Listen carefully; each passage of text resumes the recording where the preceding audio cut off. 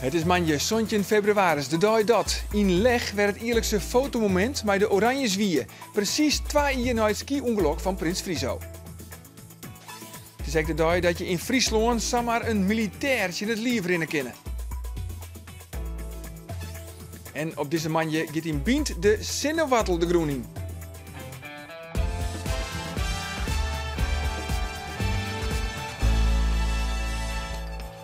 Goeien en welkom bij Bient. Azen in dit programma ik nog omdenken van de discussie over wienenergie.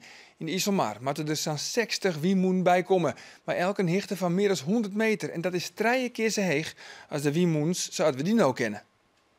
Mensen die denken dat het IJsselmeer leeg is en dat de kusten hier leeg zullen blijven, is naïef. Hier ten zuiden van Lemmer krijg je een park.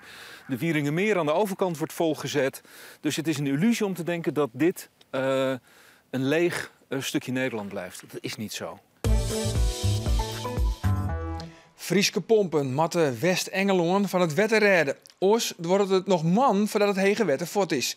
En het gebied zit al zo'n te kriesdagen onder wetter. Verslagjouwer Eduard Rekker lutst het Rijnpak aan en ging naar het rampgebied daar om te zien hoe het de bewenners der de pompen van Van Hek nedergaan. Als toch het Engelse Somerset Levels riest, sjochts net gelijk de oerstremingen. Het gebied had heuvels en het binnen de lege dielen die het onderstroep binnen.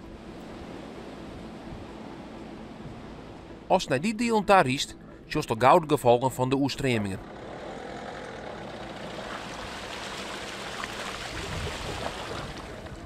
Je zou dus nog deel kennen, maar een soort oordieken binnen hier een dal afsluiten. Een gebied van in totaal 60 vierkante kilometer zit nu onder water.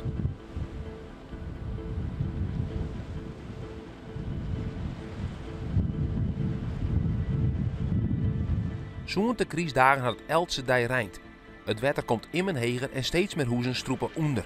Water started coming in on Sunday and it rose quite slowly and you can see by the terrible weather it's starting to rise quite a lot quicker now. It's about 4 or 5 inches deep in the house now. It's ridiculous. This wouldn't have happened in Holland. There is no way the Dutch would have allowed this to happen.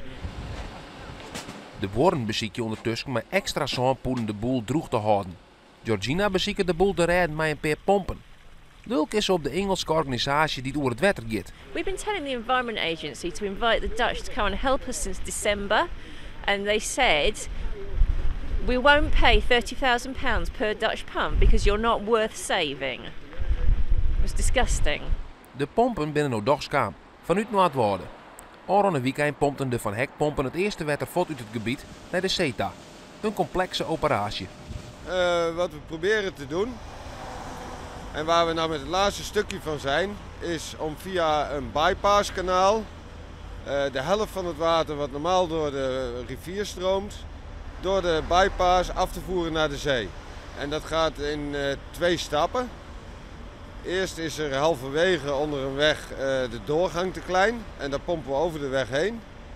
En de tweede en laatste stap is hier waar we het over de zeedijk heen pompen, de zee in. Want hier gaan de kleppen met hoogtij dicht en dan wordt er geen water afgevoerd. En als het straks werkt, hoe gaat het dan verder? Dan wordt er gepompt. Hoe lang gaat dat duren? De verwachtingen zijn toch wel een week of 4. Het is nou de enigste hoop voor Georgina. Al loopt ze net dat het water in 4 weken volpompt is. I think that's ambitious. I think maybe 6 weeks. Hopefully, with those, if they can pump all the time with your big pumps that you've brought, and it stops raining, then yeah, maybe.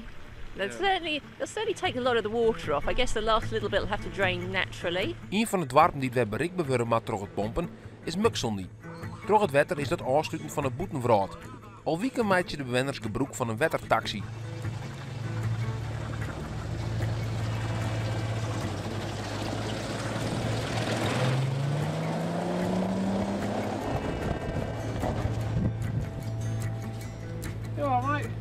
This gentleman from Dutch television is interested in the Dutch angle.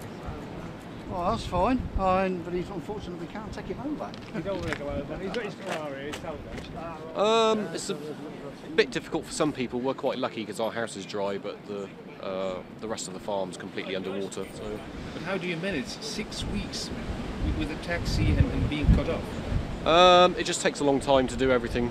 If you want to go and food shopping, you're looking at a 3-hour round trip, which would normally take 5 minutes to get there. Kids going to school, people going to work. We were much more prepared this time, so it's been a bit easier. There we are. I've got the dog lead for you, mate. Het is net de eerste keer dat Muxel niet afsluiten is van het boetenverhaal. Neffens de Engelsen matten de rivieren baggeren worden.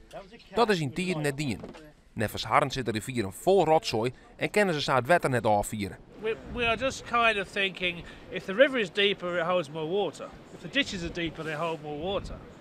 And if the ditches are full and deeper, then the land will be drier. I mean, it's logical stuff. We're not engineers. The general population of Britain is kind of guessing that might be an idea at the moment. Well, it's what happened before. We just used to keep dredging and dredging. I remember as a nipper, because being up the Trent Valley, we were always seeing the dredgers out.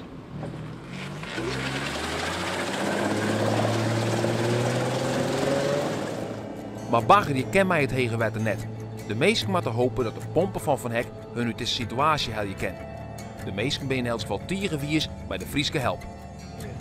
I think it's great. It's a bit of a shame that our government couldn't have something in reserve like that. Thought generally, I mean, whether you're flooded or not in this country, the thought generally is great. Especially the Dutch engineers that actually brought the pumps and put them in place.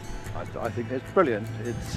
It's great to see that a country and a people with such expertise in water management are prepared to come and give us a hand, and I think we're very grateful. Unbelievably grateful. Thank you very much to all the Dutch people.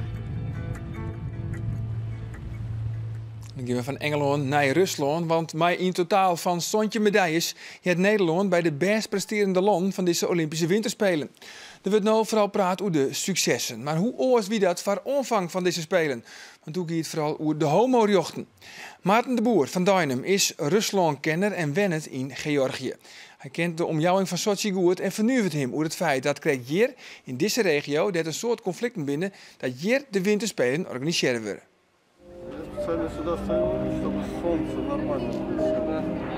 Hij is hier speciaal gaan staan zodat de zon ook mooi zo schijnt.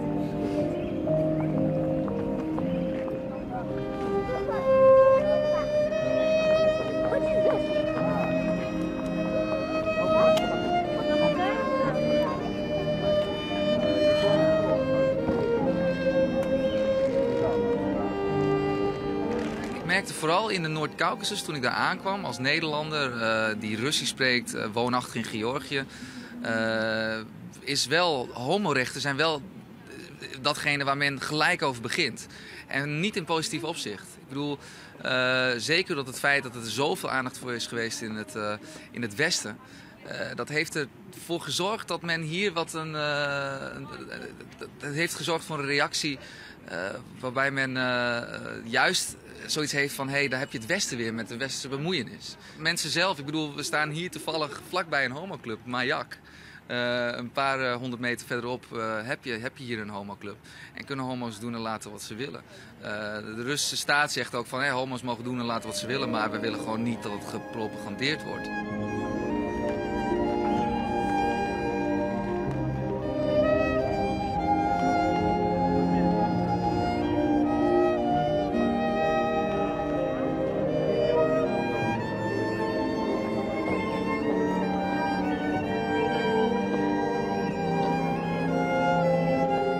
Nou, de Caucasus is een dynamische regio wat dat betreft. Als je kijkt, je hebt hier dus de Tserkessen die hier verjaagd zijn in Sochi zelf. Waarvan men zegt dat het een genocide is geweest. Dan heb je, als je 40 kilometer naar het zuiden toe gaat, heb je de grens met Abhazie. Waarover tussen Georgië en Rusland een conflict loopt. Je hebt Ingushetië, Dagestan en Tsjetsjenië, die nog steeds, waar nog steeds rebellen strijden voor onafhankelijkheid. Zuid-Ossetië, waar een conflict tussen Georgië en Rusland mee overloopt. En dan heb je nog Nagorno-Karabakh in het grensgebied tussen Armenië en Azerbeidzjan. Dus het is wat dat betreft een gebied van grote drama's. Is het eigenlijk dan absurd dat hier de Olympische Spelen krijgt houden worden? Het is totaal absurd. Totaal absurd. Zoals Umarov, een rebellenleider uit Tsjetsjenië ook al heeft aangegeven in juli 2013. dit gebied wordt op de botten georganiseerd van onze voorvaderen. Dus voor de mensen die voor hun vrijheid strijden, is dit een grote belediging dat hier Olympische Spelen plaatsvinden. En dus aanslagen ja of nee, moeilijk te voorspellen, maar er is al zoveel gebeurd, dus het zou niet verbazingwekkend zijn als het zou gebeuren. Ik zou niet een Olympische Spelen in een conflictgebied hebben georganiseerd. Want je roept het op je af.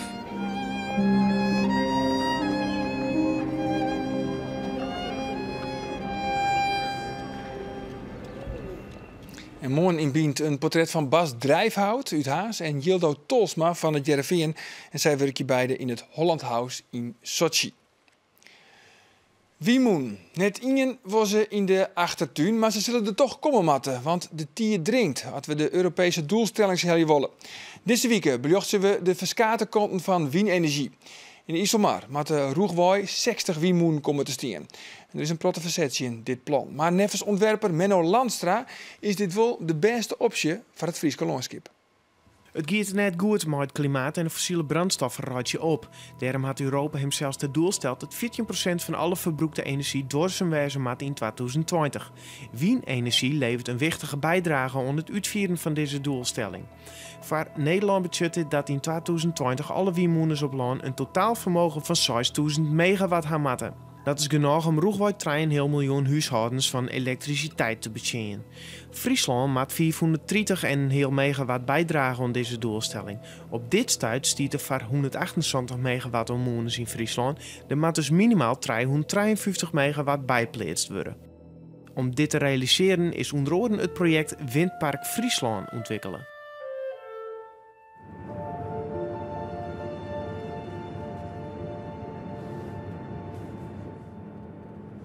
Als ik nu door het landschap rijd en ik zie die openheid en je ziet hoe die openheid eigenlijk steeds vaker verstoord wordt door grote ingrepen, of dat nou infrastructureel is, qua architectuur of qua windmolens. Je ziet dat die openheid en de kwaliteit van het landschap achteruit gaat.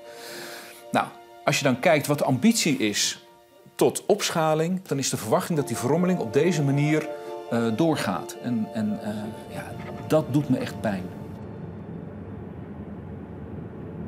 Het hele gebied in Zuidwest is een heel kwetsbaar en bijzonder gebied. Ik denk je dat gebied een enorme kwaliteitsimpuls kan geven door daar 100% te saneren. Dus alles wat er op dit moment staat te vervangen door een ingreep die je in het IJsselmeer doet. Als het een windpark bouwen wordt, zijn er eigenlijk 3 belangrijke dingen waar mensen kunnen zeggen. Hoe dicht is het bij woningen vanwege het geluid, vanwege slagschaduw en hoe past het in het landschap? En de locatie, het bijzondere van deze locatie is dat het vanzelf net dicht in de buurt is van woningen. Dus de discussies die haast heel vaak met windparken op land, die haast je net over geluid, over slagschaduw. Hier haast wel nog steeds het landschap, de moon ben goed te zien.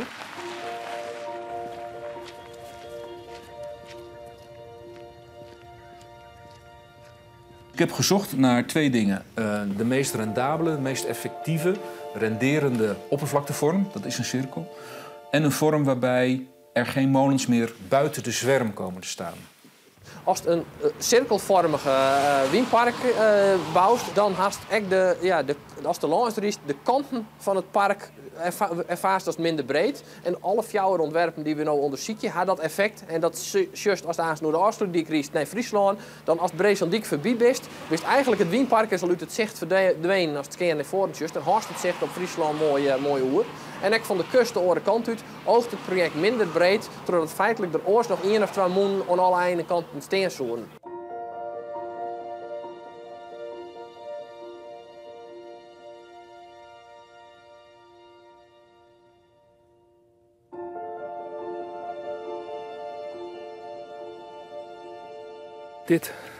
Daar heb je Breeslanddijk. Zo'n plukje aan de horizon. Dat blijft helemaal leeg. Dat is helemaal leeg. En die hele ruimte erachter moet weer helemaal leeg worden. Mensen die denken dat het IJsselmeer leeg is en dat de kusten hier leeg zullen blijven, is naïef. Hier ten zuiden van Lemmer krijg je een park. De Wieringermeer aan de overkant wordt volgezet. Dus het is een illusie om te denken dat dit een leeg stukje Nederland blijft. Dat is niet zo. En als je de nieuwe ambities die hierna nog gaan komen meeneemt, dan maak ik mezelf zorgen gewoon. En hoe het zien maak hem zelfs hoe de plan voor het Wienpark tinken, dat Jorrio letter deze week in Bient. We zullen de tuin weer in. Uw eigen bientuin met groentekweker Aad Oostenbrug van Donkerbroek. Vriendenkeer maken hij tegemoet met Miranda Werkman een tuinplan en zetten ze de fruitbjemmen in de groen. Deze week zullen ze de zogenaamde zinnewattelplantje. En ze maken ook nog een insectenhotel. Nevens Aad redden wij de tuin tussenin op. We hield iets minder blommen en dus krijgen de bijen een dreger en een dreger. Maar een tuin die kan net zonder bijen. Dus goed opletten, dan kun je aan zijn zelfs ook zo'n insectenhotel maken.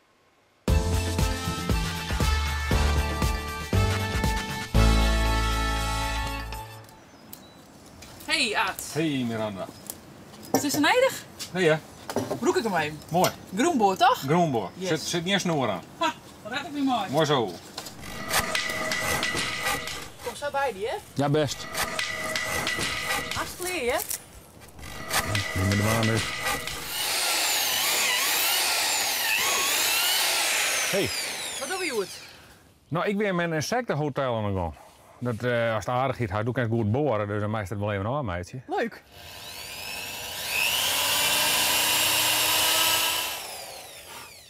Waarom doen we dit?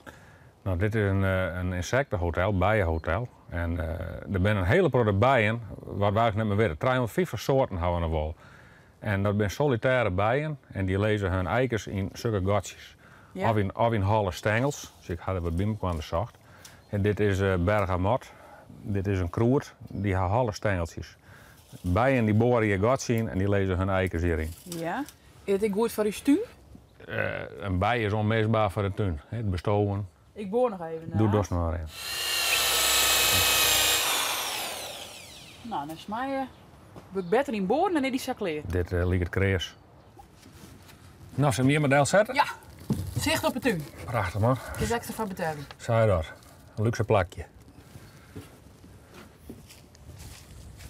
De sennewartel. Dit is familie van de senneblom. En dit worden hele lange, lichte wortels. En die kan je eten. Daar kan je van alles van maken. Je kent het als je rappelbroeken. Ze zijn een beetje smotsiger. Dus mensen die het van een blommige beeldstarie houden of zo, dat zult niks wijzen. Maar je kunt er hele warme dingen mee doen. Dat is heerlijk eten. Hartstikke gezond. Ik zit er bijna al. Getsie. Nee, jongen, daar kan ik chips van maken. Oh! Ze maken een muziekje. Lekker. Ja. Dit is maar de groen in? Dit is maar de groen in. We zullen het even losmijten een beetje en dan kan je er gewoon indrukken.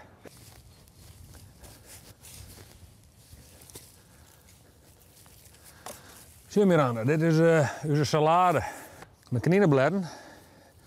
Die staan een beetje onder het strier en we zijn mooi bleek. Had we wat van wietlof.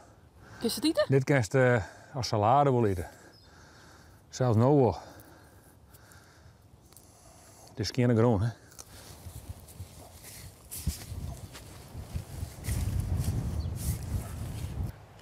Voor krijg je dat het lekker is, ja? Ik vind het lekker.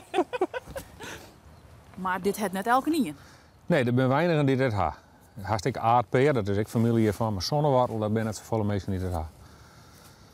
Oké. Nou, zie je de kasteel zien, hier begint hij al uit te rennen, hè? Ja. Maak het neer uit hoe ze in de groen dorst, als ze maar onder de modder zitten. Een centimeter of 4, 6. Ja. Dingen door het eigenlijk altijd. Ja, maak het gewoon een geultje. Oh, zo net maar de water onder. Nee, dat maakt het niet uit. Ze vinden het paard wel. Maakt het niks uit. Er is nog niks van, je moet mooi overal zijn. Ja, de blender. Ja, ik zit steeds al meer in te zien, maar crazy, hè? Stier er maar blitz op. Het komt net zo krijgt, ja? Koeltje nee, meid. Nee. Dus dit liep dus op zinnenblom? Ja, dit is familie van de senneblom. Maar stel maar eens thuis willen dit ik, waar kepen ze dit aan? Nou, als je door al te verkrijgen, als je op internet zoekt, dan zijn er wel bedrijven die er in de handel hebben. Dan is er nog wel aan te komen. Dit is zonnewortel, die schil je gewoon even met een dun schilder heet het ook, een dun schilder. Ja. Kapjes er even af. Dat is de sennewortelsap. Deze die hakken eerst al even sneeuw van tevoren en dan kan je de schilder heel makkelijk afhalen. Dus krijg je lijkt het wel wat op kreeft, mooi wit vruchtvlees. En als die dan even in een bouillon dorst, in pureren en dan kan je er van allerlei dingen doorheen doen, kroeren en Als je nog spek en prei terug. Spek en prei en een siepeltje en wat crème fraîche. En een klontje boter. Nou, Wauw. dat is een lekkere sap. Echt een vergeten groente.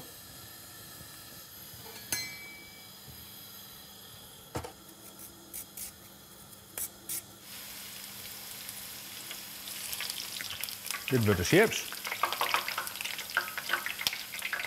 Zeg ik nou gehouden? Nee. Oh, nou, hobby. Nou, hou maar. Maar dit is wel in te nemen, of net?